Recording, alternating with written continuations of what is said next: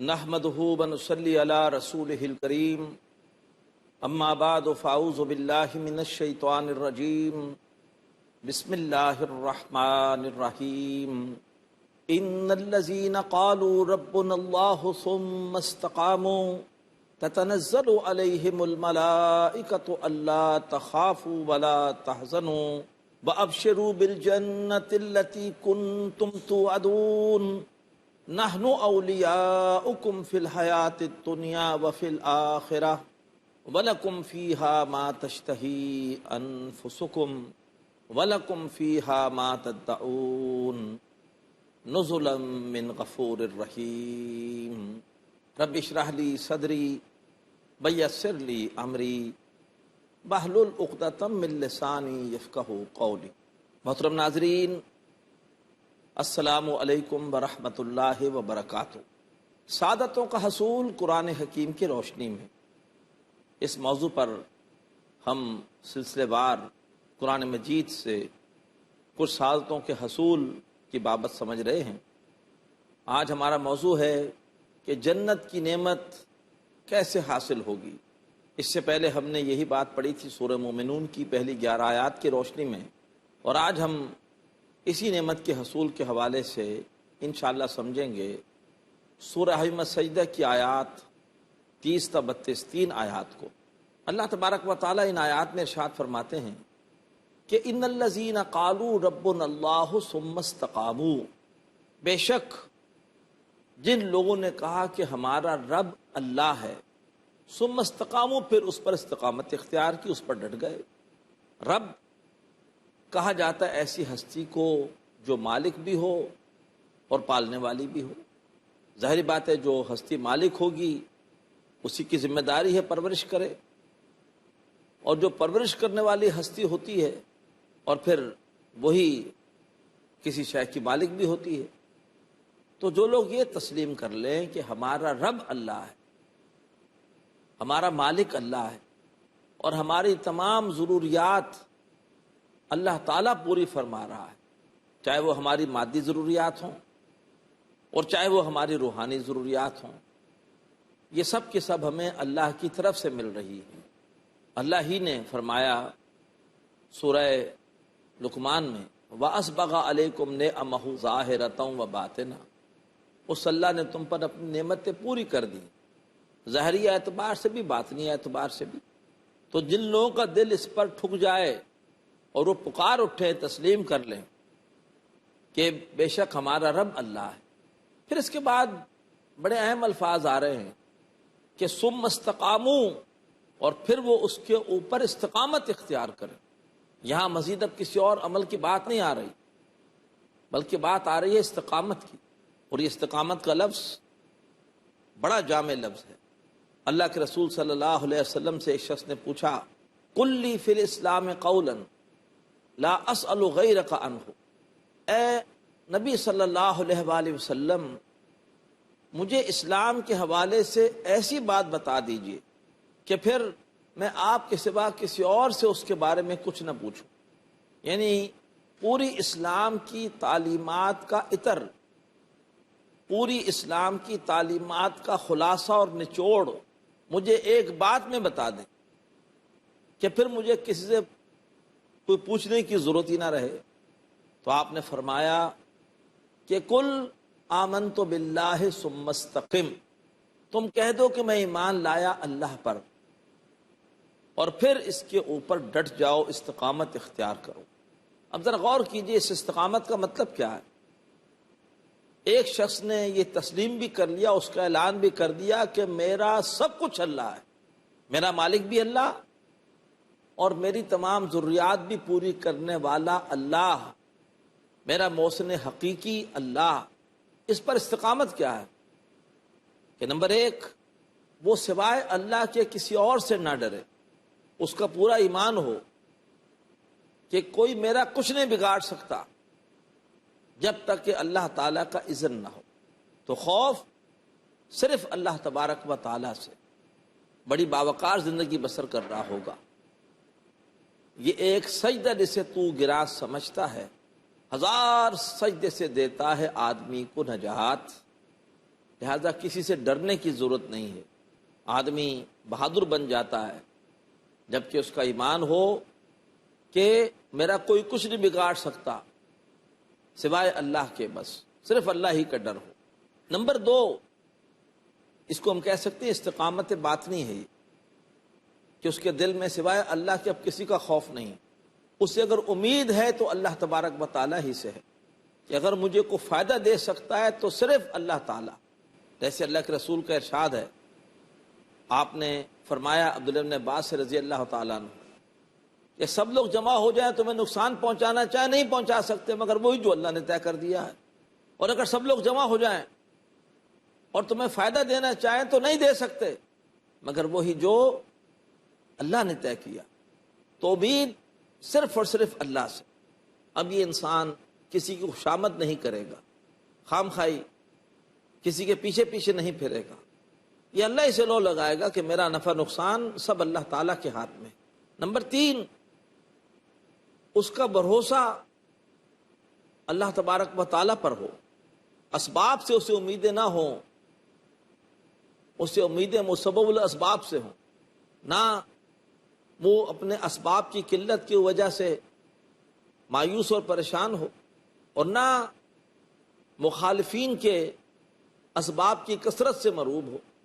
اس کو پورا اعتماد اللہ تبارک و تعالیٰ پر ہو، بلکہ یہ ہے کہ وہ جانتا ہو کہ میرے کرنے سے کچھ نہیں ہوگا، میں کوشش کروں گا لیکن ہوگا وہی جو اللہ تبارک و تعالیٰ چاہے گا. سب کچھ اللہ تبارک و تعالیٰ کی توفیق سے ممکن ہے، اللہ ہی فاعل حقیقی ہے، اللہ ہی موصل حقیقی. پھر نمبر 4، وہ اپنے تمام معاملات اللہ کے حوالے کر کے مطمئن ہو جائے. کار ساز ماں بفکر کار ماں، فکر ماں درکار ماں آزار ماں. ہمارا کارساز ہمارے کام کی فکر میں لگا ہوا ہے. ہم خود اگر اپنے کاموں کی فکر کرتے ہیں تو اپنے آپ کو تکلیف ہی دیتے ہیں.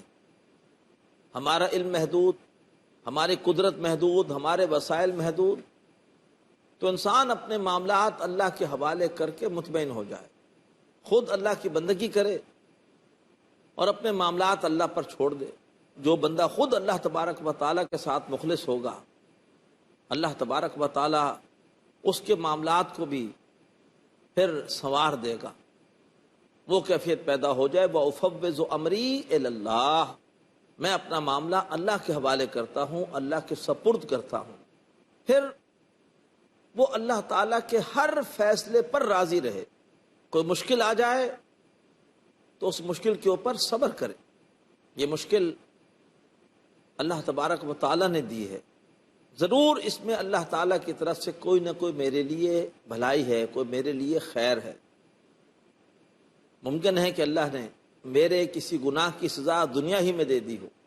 تو کوئی بھی اللہ تعالیٰ کی طرف سے آزمائش آئے، آدمی کوئی شکوہ نہ کرے، کوئی وابیلہ نہ کرے، کوئی ماتم نہ کرے، کوئی مرثیہ نہ پڑے، کوئی نوحہ نہ پڑے، اپنا گریبان نہ پھاڑے، اپنے بال نہ نوچے، اپنے سر پہ گرد نہ ڈالے، اپنا سر دیواروں سے نہ ٹکرائے.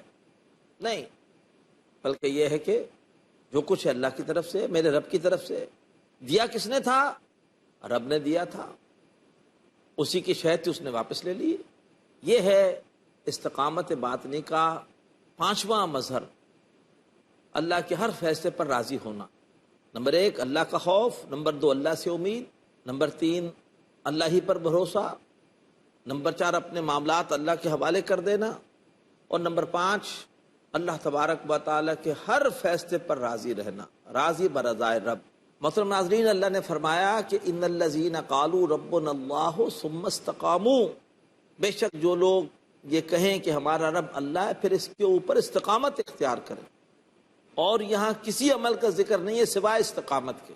استقامت گویا یہاں پر ایک معنی کا سمندر لیے ہوئے ہے.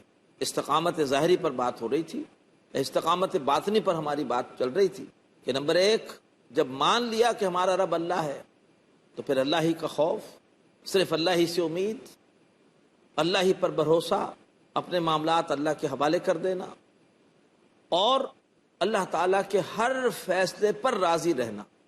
اب اس حوالے سے استقامت باطنی کا چھٹی بات یہ ہے کہ اللہ ہی کا شکر ادا کرنا. جو بھی نعمت ملی ہے اللہ ہی کی طرف سے ملی ہے. وما بکم من نعمت فمن اللہ، جو بھی تمہارے پاس نعمت ہے وہ اللہ ہی کی طرف سے. تو یہ ہے استقامت باطنی. اور استقامت ظاہری کیا ہے کہ جب مجھے پال اللہ رہا ہے، مجھے سب کچھ اللہ دے رہا ہے، صحت اللہ نے دی ہے، لباس اللہ نے دیا ہے، غذا اللہ نے دی ہے، صحت اللہ نے دی ہے، گھر بار اللہ نے دیا ہے، کنبہ اللہ نے دیا ہے، سب کچھ اللہ نے دیا ہے، تو پھر مجھے بھی اللہ تبارک و تعالیٰ کی اطاعت کرنی ہے، اللہ ہی کی بندگی کرنی ہے، اللہ ہی کا کہنا ماننا. یہ ہے استقامت ظاہری کا پہلا مظہر. نمبر 2، جو چیز اللہ کو پسند ہے اب میں اسے معاشرے میں جاری و ساری کرنے کی پوری کوشش کروں گا. امر بالمعروف، یہ استقامت ظاہری کا دوسرا پہلو ہے. اور نمبر 3، جو چیز اللہ کو ناپسند ہے، میرے رب کو، میرے مالک کو ناپسند ہے، وہ مجھے بھی ناپسند ہو اور میں معاشرے سے اسے ختم کرنے کے لیے سرگرم عمل ہو جاؤں. یہ ہے استقامت ظاہری کا تیسرا مظہر. محترم ناظرین، ایک وقفہ لیں گے، انشاءاللہ وقفے کے بعد پھر حاضر ہوتے ہیں، ہمارے ساتھ رہیے گا. محترم ناظرین، وقفے کے بعد ایک بار پھر خوش آمدید اور السلام علیکم ورحمۃ اللہ وبرکاتہ. محترم ناظرین، سعادتوں کا حصول کیسے ہو، اس حوالے سے آج ہم سمجھ رہے ہیں کہ جنت کی نعمت کیسے ملے گی. اور سورہ حمیم السجدہ کی آیات 30 تا 32 کی روشنی میں آج اس بات کو ہم سمجھنے کی کوشش کر رہے ہیں. محترم ناظرین، اللہ نے فرمایا کہ ان الذین قالوا ربنا اللہ ثم استقاموا، بے شک جو لوگ یہ کہیں کہ ہمارا رب اللہ ہے پھر اس کے اوپر استقامت اختیار کریں. اور یہاں کسی عمل کا ذکر نہیں ہے سوائے استقامت کے. استقامت گویا یہاں پر ایک معنی کا سمندر لیے ہوئے ہے.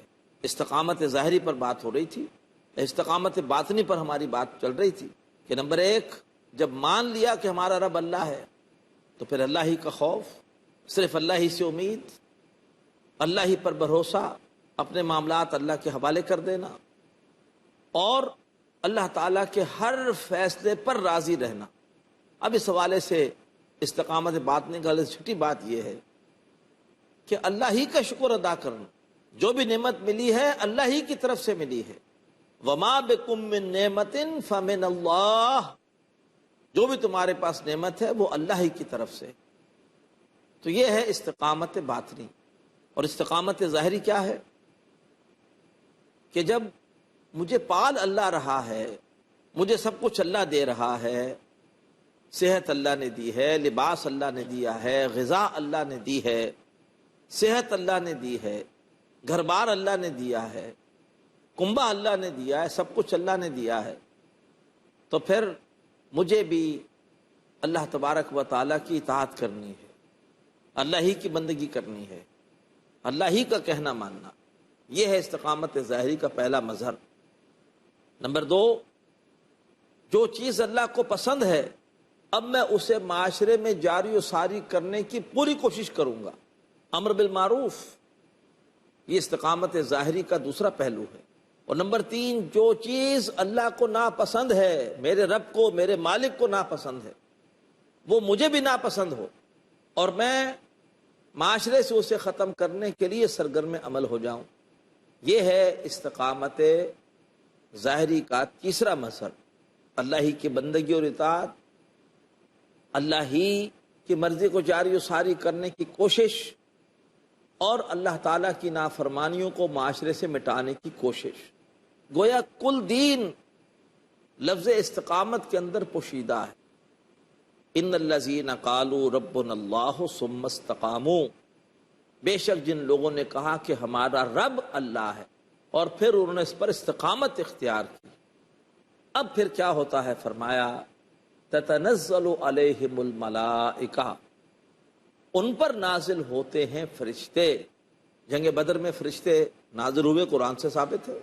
اسی طریقے پر حدیث مبارکہ ہے، جب بھی اللہ کے بندوں میں سے کچھ بندے اللہ کے گھروں میں سے کسی گھر میں بیٹھتے ہیں، قرآن سیکھتے اور سکھاتے ہیں، تو اللہ کی رحمت ان کو ڈھانپ لیتی ہے، فرشتے آ کر ان کو گھیر لیتے ہیں، ان پر تسکین اور سکینت نازل ہوتی ہے، اور اللہ تعالیٰ ان کا ذکر اپنے مقربین کی محفل میں کرتے ہیں۔ سورہ نحل میں ہے کہ الذین تتوفاہم الملائکۃ طیبین یقولون سلام علیکم، جب نیک بندے جو طیب تھے، پاکیزہ تھے، جب فرشتے ان کی جانیں قبض کرتے ہیں تو انہیں جانیں قبض کرتے ہوئے سلام کا ہدیہ اور تحفہ پیش کرتے ہیں۔ تو فرمایا تتنزل علیہم الملائکہ، ان پر نازل ہوتے ہیں فرشتے جو کہتے ہیں ہمارا رب اللہ، پھر استقامت اختیار کرتے ہیں، ان پر نازل ہوتے ہیں فرشتے اور کہتے ہیں اللہ تخافوا ولا تحزنوا، نہ کوئی خوف رکھو مستقبل کے حوالے سے اور نہ کوئی ماضی کے واقعات کے اوپر غم کرو۔ یہ مقام ولایت انہیں مل جاتا ہے۔ اللہ کے ولیوں کے بارے میں قرآن پاک کہتا ہے لا خوف علیہم ولا هم یحزنون، نہ ان پر کوئی خوف ہوگا اور نہ ہی وہ غم سے دوچار ہوں گے، اور اب ان کو جنت ملتی ہے۔ یہی ہمارا آج کا موضوع ہے۔ فرشتے کہتے ہیں وَأَبْشِرُوا بِالْجَنَّةِ الَّتِي كُنْتُمْ تُوعَدُونَ، اور بشارت دو اس جنت کی جس کا تم سے وعدہ کیا گیا ہے۔ اب جنت تمہیں ملے گی۔ دنیا میں امتحانات ہیں، دنیا میں مشکلات ہیں، دنیا میں پابندیاں ہیں، یہ پابندیاں ختم ہوں گی اور اب تمہیں جنت ملے گی، وہ جنت جس کا تم سے وعدہ کیا گیا ہے۔ نحن اولیاؤکم فی الحیات الدنیا وفی الآخرہ، ہم تمہارے ساتھی ہیں دنیا کی زندگی میں بھی اور آخرت میں بھی۔ وَلَکُمْ فِیہا مَا تَشْتَہِی أَنفُسُکُمْ، اور آخرت میں یا جنت میں تمہیں وہ کچھ ملے گا جس کی خواہش تمہارے جی کریں گے۔ وَلَکُمْ فِیہا مَا تَدَّعُونَ، اور وہاں پر تمہیں وہ کچھ ملے گا جو تم طلب کرو گے، مانگو گے۔ ایک ہمارے جی کی خواہش ہے، وہ ہر انسان کی خواہش ہے۔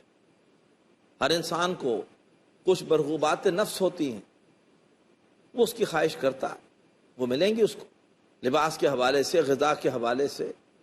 اور ایک ہر انسان کا اپنا ذوق ہوتا ہے، اس کے مطابق کچھ چیز طلب کرتا ہے۔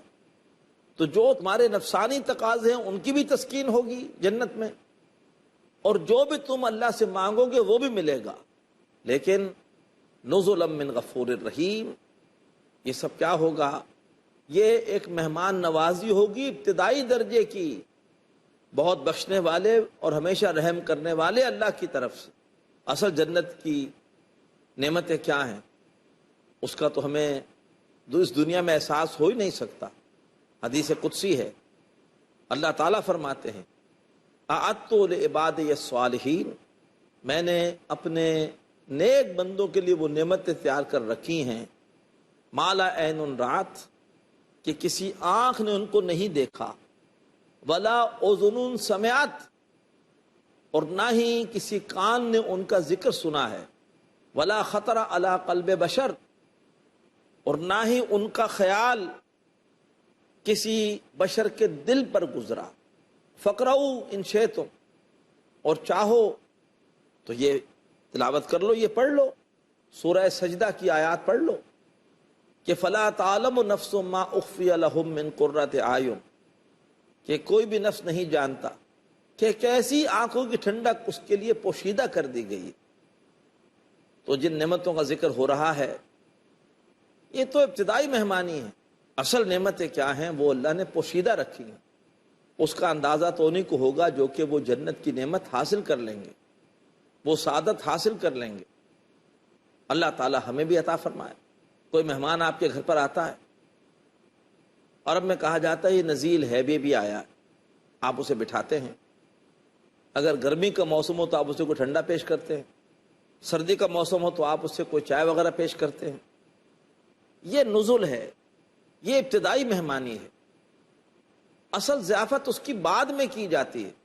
اسی طریقے پر جن نعمتوں کا تذکرہ اللہ نے قرآن مجید میں یا اپنے حبیب کے ذریعے سے ان کے ارشادات میں بیان کر دیا، وہ سب کے سب نزل کے درجے میں ہیں، ابتدائی مہمانی کے درجے میں ہیں۔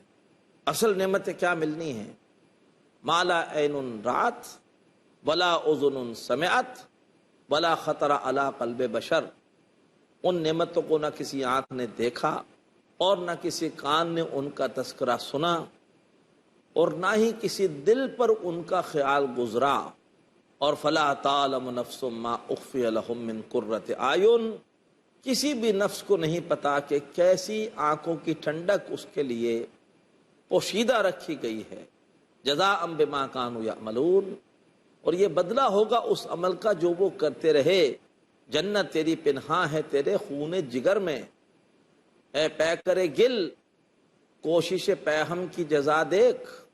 کوشش پہم کرنی ہوگی، استقامت کے ساتھ اللہ تبارک و تعالیٰ کے احکامات پر عمل بھی کرنا ہوگا، استقامت باطنی کا بھی مظاہرہ کرنا ہوگا، استقامت ظاہری کا مظاہرہ بھی کرنا ہوگا۔ اس سے ہمیں وہ جنت کی بشارت ملے گی، جنت کی وہ نعمتیں ملیں گی جن کا تذکرہ آج ہمارے سامنے آیا۔ محترم ناظرین، اللہ تبارک و تعالیٰ سے استقامت مانگیے، کوشش پہم مانگیے، عمل پہم مانگیے۔ جنت تیری پنہاں ہے تیرے خون جگر میں، اے پے کرے گل کوشش پہم کی جزا دیکھ۔ اس کوشش پہم سے ہی جنت کی سعادت ملے گی۔ اجازت دیجیے، وقت پورا ہو رہا ہے۔ اقول قولی ھذا واستغفر اللہ لی ولکم ولسائر المسلمین والمسلمات۔